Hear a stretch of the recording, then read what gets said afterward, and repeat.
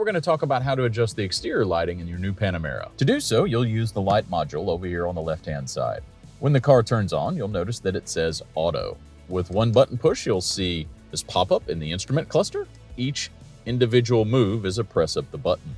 If you'd like to turn them all off, you just go down to the off setting.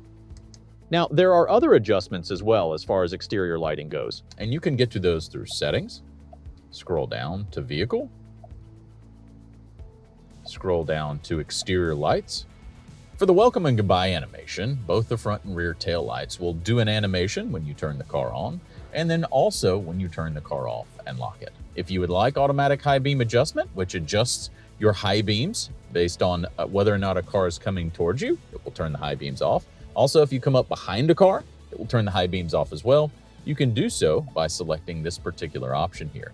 Now, it will turn on the high beams automatically when there's nothing around. If you don't want to use the automatic high beam adjustment, you can use the manual adjustment of the high beam using the stalk.